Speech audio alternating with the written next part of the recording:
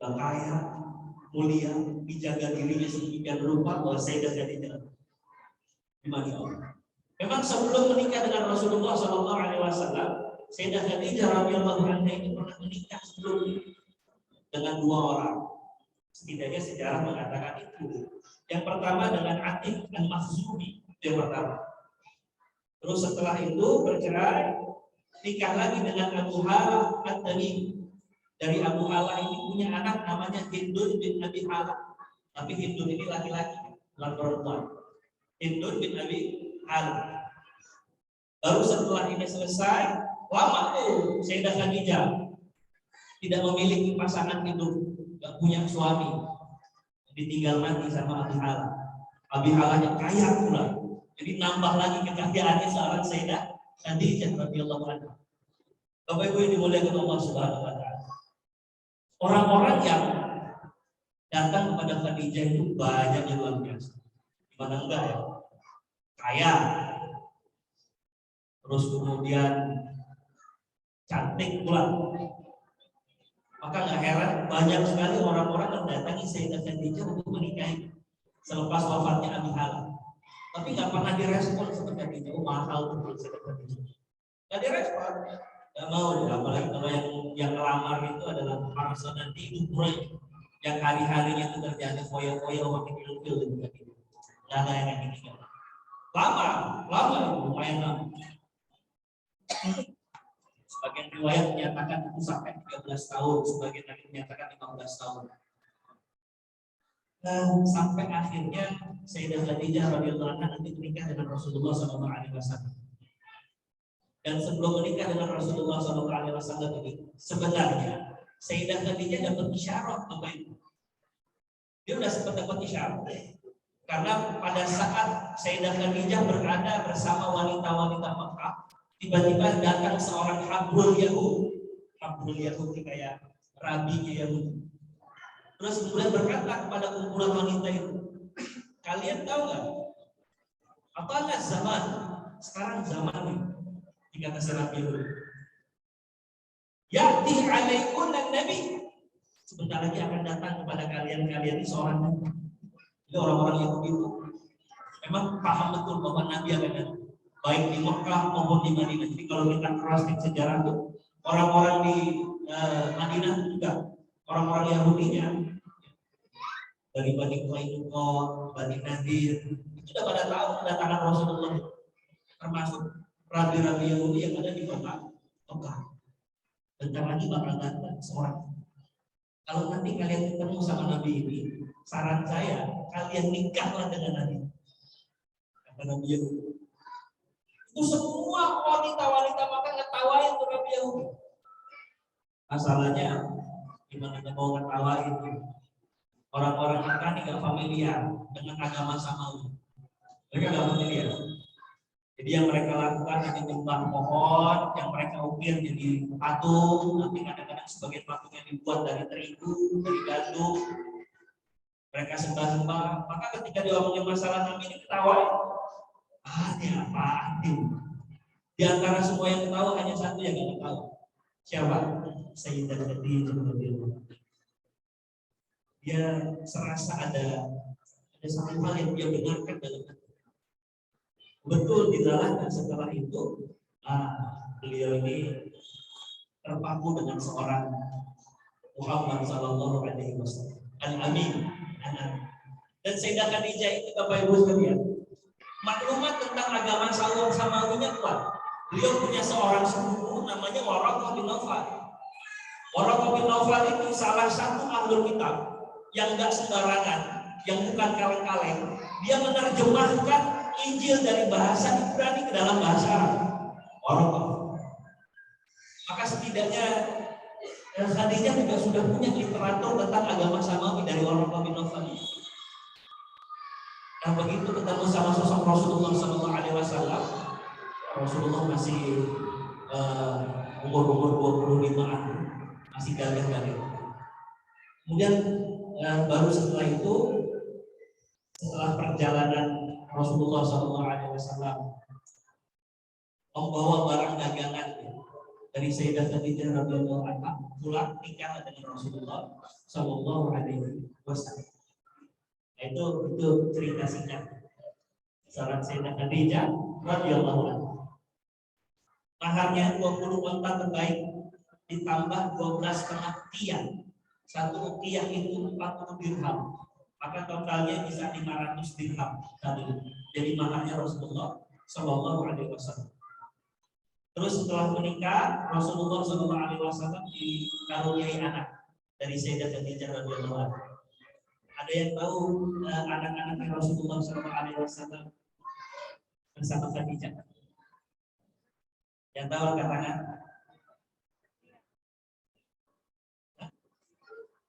Qasim, Abdullah, Zainab, Ruqayyah, Ummu Kulsum, Fatimah. Betul. Ya. Kalau Ibrahim juga bukan Rasulullah SAW, tapi dari Maria Qibtiyah, bukan dari Sayyidah Khadijah radhiyallahu anha. Nama. Dan beliau ini Sayyidah Khadijah wanita yang istimewa sekali. Rasulullah SAW bersabda, "Hasbuk min nisa'il alamin." Cukuplah 4 wanita terbaik di muka bumi. Disebutkan yang pertama Maryam, Ibnu Imran. Yang kedua Khadijah bintu Khuwailid, kata Rasul. Yang ketiga Fatimah bintu Muhammadin. Yang keempat Asia imra'atu Fir'aun, istrinya Fir'aun.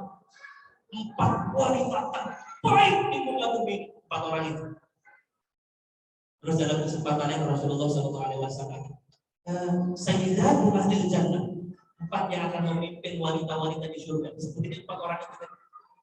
Dalam hadis yang lain, khairun nisa'i Maryam, sebaik-baiknya wanita di zaman itu adalah Maryam. Wa khairun nisa'i Khadijah bintu Khuwailid, dan sebaik-baiknya wanita di zaman itu, di zaman Rasulullah SAW adalah Khadijah bintu Khuwailid. Ini istimewa sekali. Dan dia adalah awal man aslam, awal man amana billahi minan nisa, wanita pertama yang beriman kepada Allah dari golongan perempuan.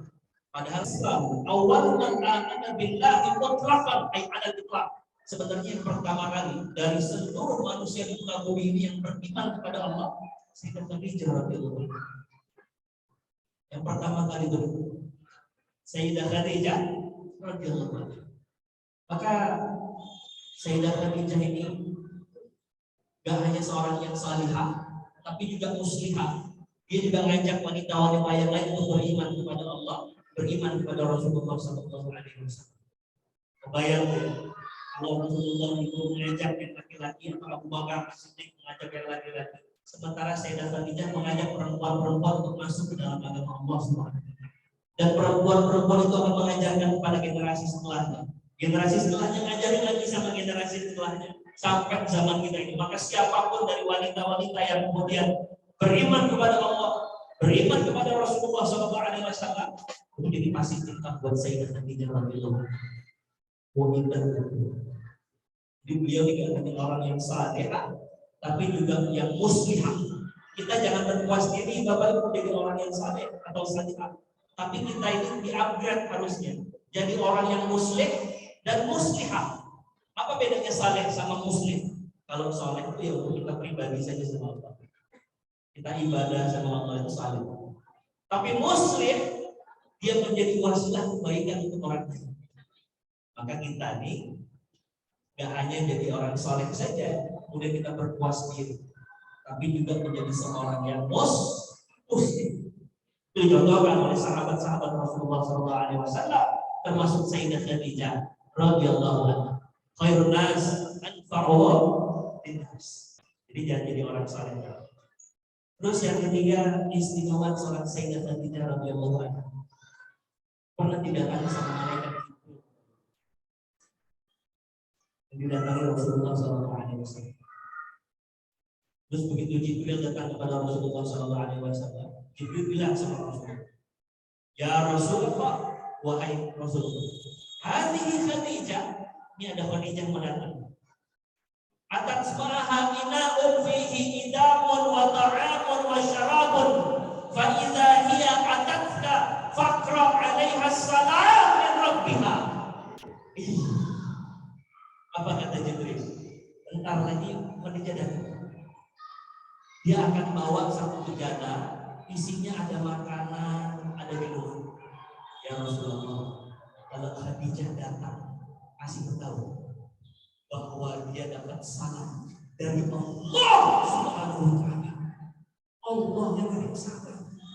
Allah yang ngasih salam ke Allah. Terus Jibril ngomong, tolong juga ya Rasulullah, kasih salam, titip salam dari saya, kata Jibril. Wa minni.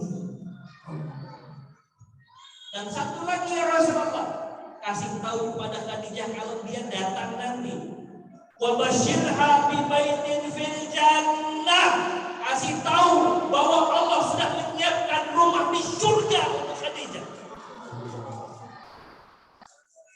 Allah sudah menyiapkan rumah. Dan indahnya lagi, min qasabin, rumahnya itu dari mutiara, kata Jibril.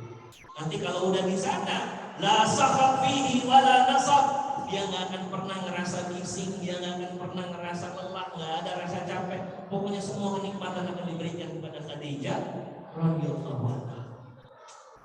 Jadi orang salihah yang mungkin setara dengan Nabi ya Sayyidah Khadijah radhiyallahu anha, yang ngirim salam Allah Subhanahu wa taala. Yang ngirim salam Jibril alaihissalam. Karena memang ada dalam hadis ya, disebutkan ketika Allah sudah cinta sama hambanya, maka Allah akan memerintahkan Jibril alaihissalam juga untuk cinta kepada hamba itu. Kalau Jibril sudah mencintai hamba itu, Allah akan menyuruh Jibril untuk kasih tahu sama semua penduduk langit untuk cinta kepada hamba itu. Dan kalau penduduk langit sudah cinta sama hamba itu, Allah selanjutnya memerintahkan supaya seluruh penduduk bumi mencintai hamba Allah yang dicintai oleh Allah.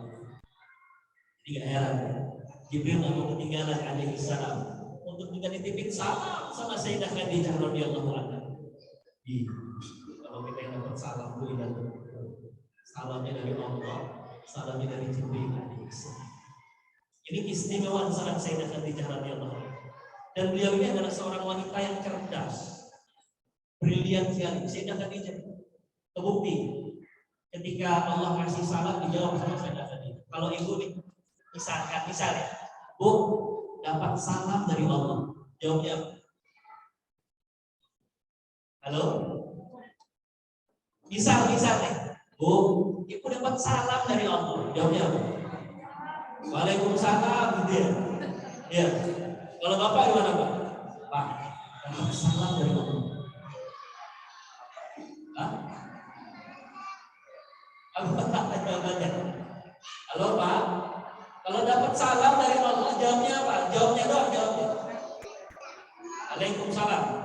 Alhamdulillah. Salamnya nggak dijawab. Hah? Waalaikumsalam. Sayyidah Khadijah dilihat, kecerdasan Sayyidah Khadijah. Apa kata Sayyidah Khadijah? Allah huwas salam wa minhus salam. Kan keselamatan dari Allah, masa kita ngasih selamat sama Allah? Sementara Sayyidah Khadijah bilang, assalam itu dari Allah. Allah itulah sendiri assalam.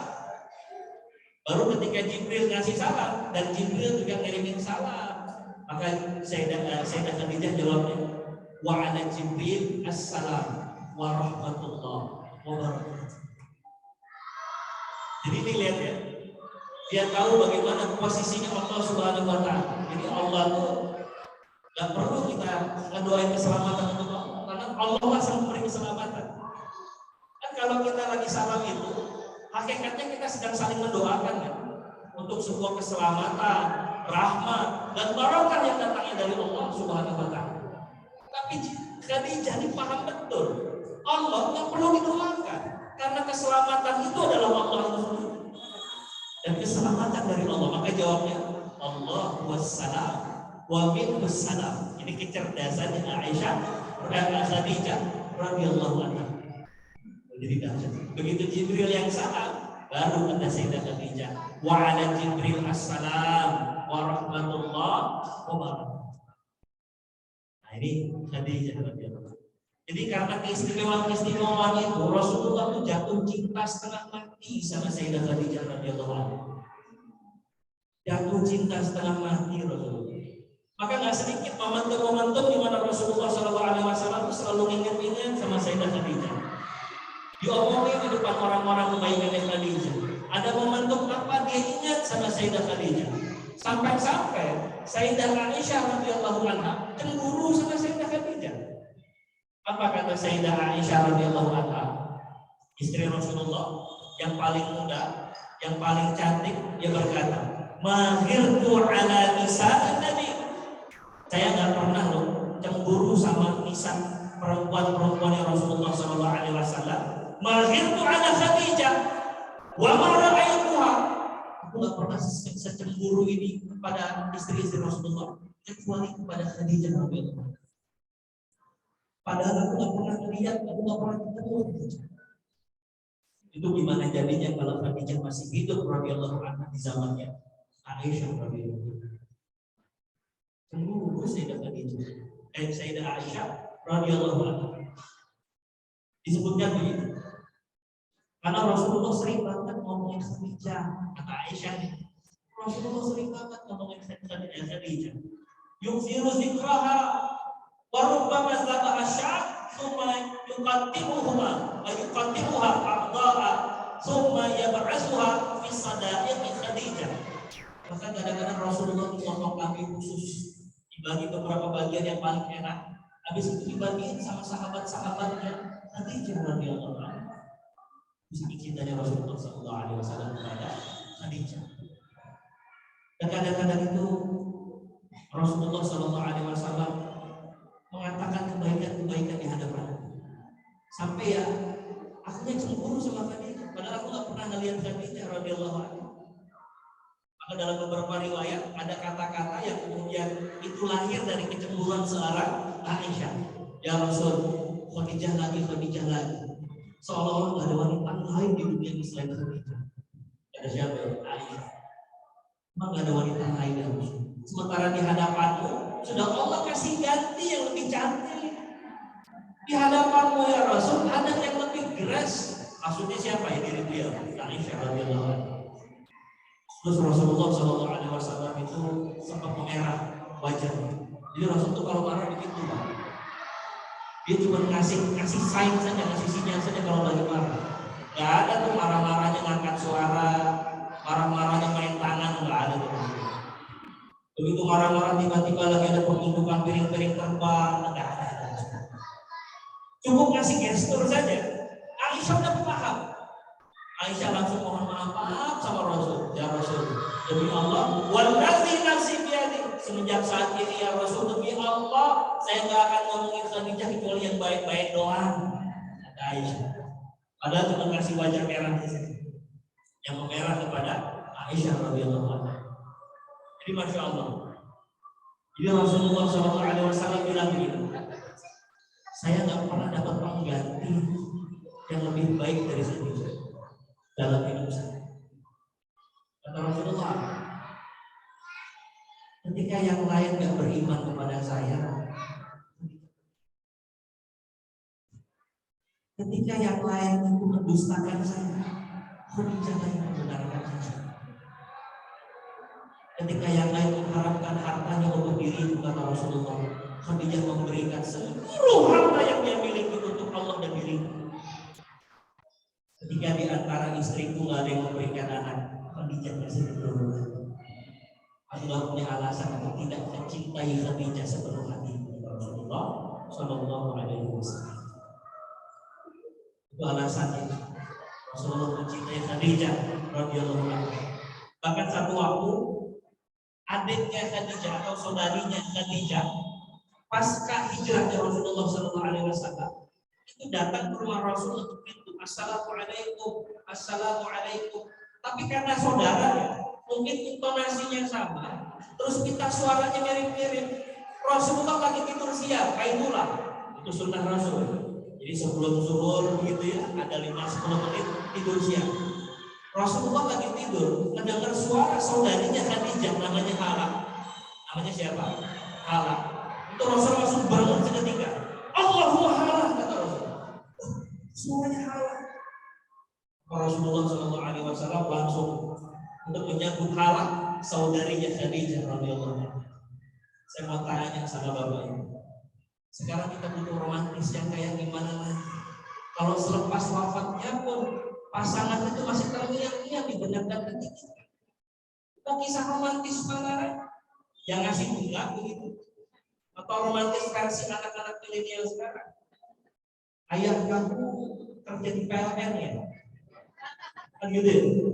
Kok tahu? Karena kamu buat metro mati. Bapaknya yang PLN, kenapa anaknya yang metro? Itu anak-anak milenial sekarang gitu. Kira-kira gimana keromantisan Rasulullah diharapkan lagi kalau bahkan setelah wafatnya saja Sayyidah Khadijah masih terngiang-ngiang di benaknya Rasulullah Shallallahu Alaihi Wasallam. Romantis gimana lagi? Oh, seperti kita sekarang yang kadang-kadang kalau kita lebih cenderung gombal ya ketimbang romantis. Pak, ini mama udah bikin masakan kesukaan papa. Apa mak ikan? Enggak mak, iya pak, ikan papa suka. Enggak, biasa aja pak, ikannya beda. Ikan stok lohan lima. Kalau anak sekarang gitu. Maka Rasulullah tidak kayak gitu romantisnya, betul-betul dalam kehidupan sehari-hari Rasulullah SAW dan Sayyidah Khadijah radhiyallahu anha yang kemudian kehidupan itu membekas sekali dalam diri seorang Rasulullah SAW. Kira-kira gimana kisah romantis? Saya ceritakan yang pertama. Pernikahan Rasulullah SAW. Dari sejak menikah saja sudah unik cerita.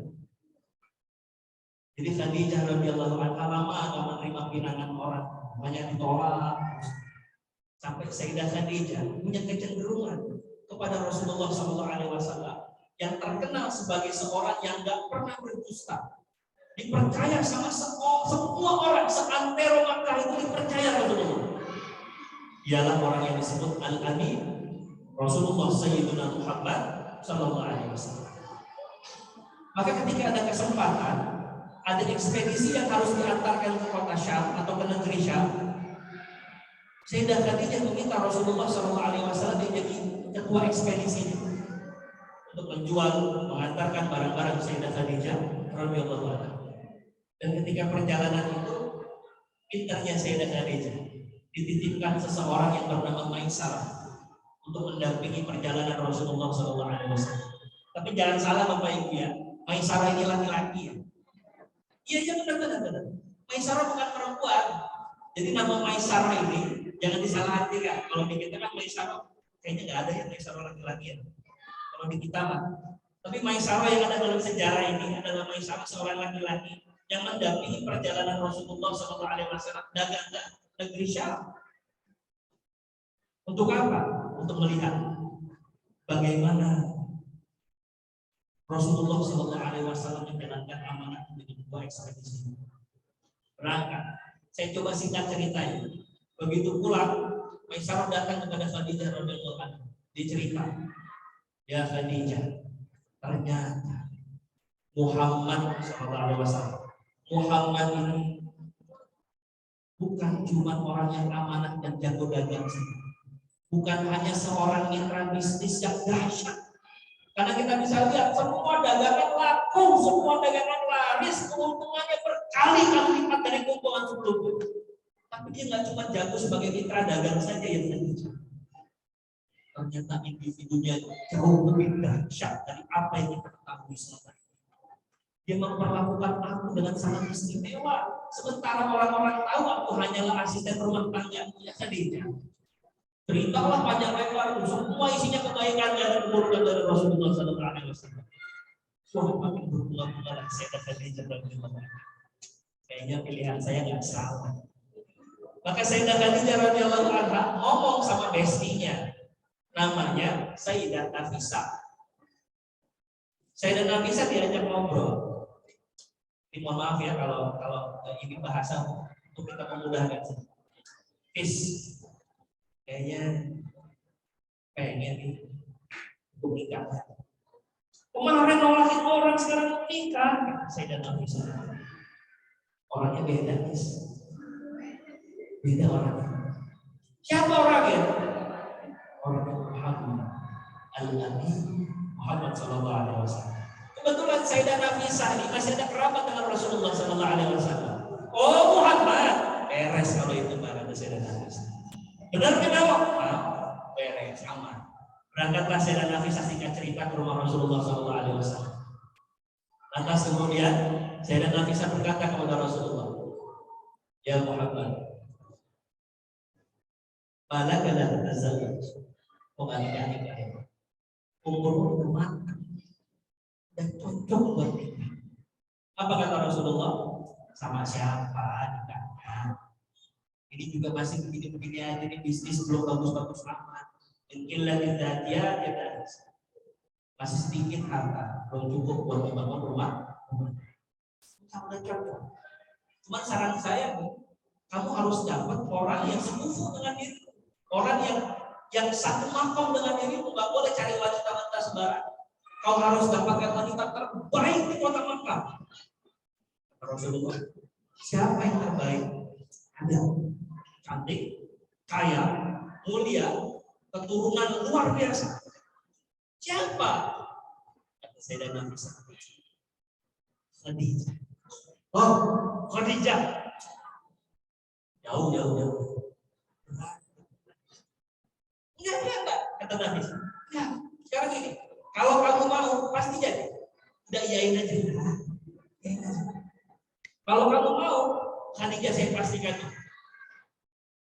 Kata Rasulullah, ya kalau emang begitu, kata Rasulullah. Maka setelah itu informasi ini diinformasikan pada Sayyidah Khadijah. Sayyidah Khadijah bilang kalau itu minta keluarga Rasulullah untuk melamar diri. Maka datanglah keluarga Rasulullah SAW untuk melamar Sayyidah Khadijah radhiyallahu anha. Menikahlah dua orang, yang satu Al-Amin, yang satu Tahirah, yang satu orang yang amat sangat dipercaya, yang satu adalah wanita suci kota Makkah. Oh iya, dahsyat sekali. Perjalanan nikahnya itu dahsyat. Jadi anti mainstream ya. Beda sih. Kalau kita kan standar-standar. Khadijahnya naksir sama Rasulullah SAW, tapi dia menjaga kemuliaannya. Gak mau lantas kemudian dia pamer-pamer kecantikan, posting di TikTok, di Instagram. Aduh ya Allah, ya Rabbi, ya Rasulullah, yang sekarang ya Allah sedih Pak. Dia cari jalan karena beliau adalah sosok wanita yang cerdas. Lalu siapa? Sayyidah Nafisah. Menikahlah kedua manusia terbaik. Dan alhamdulillah dikaruniai beberapa orang. Itu yang pertama. Yang kedua,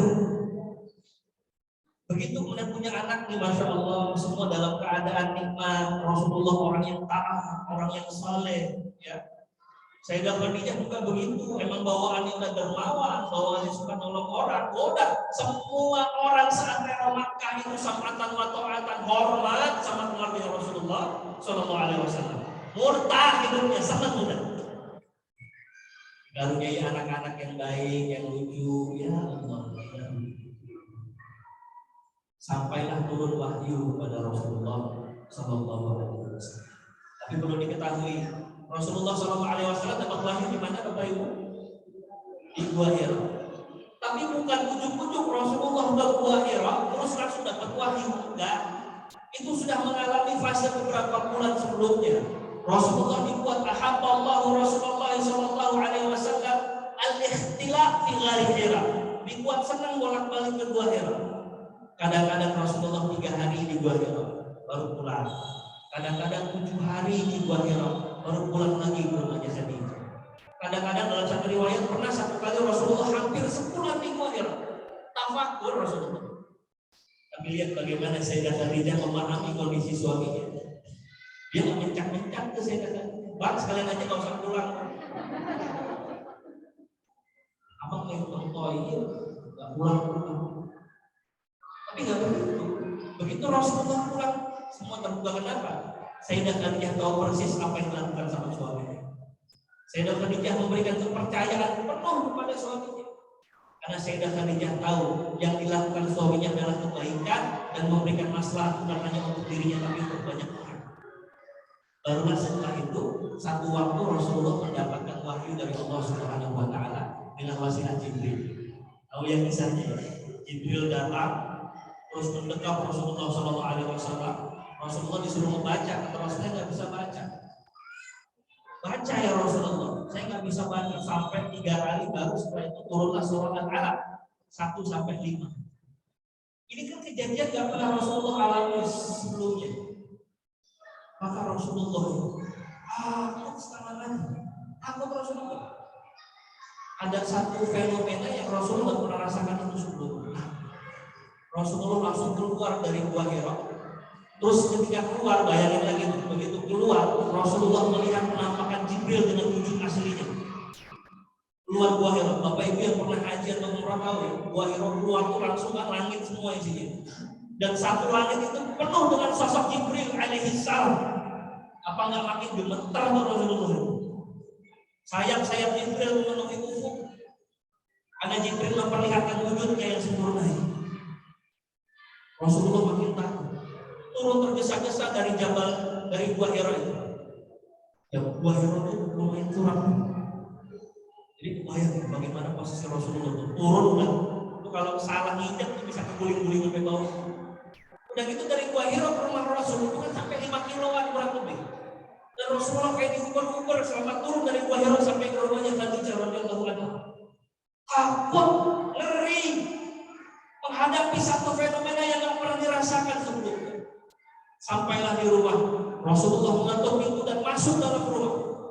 Saat itu Khadijah membukakan pintu.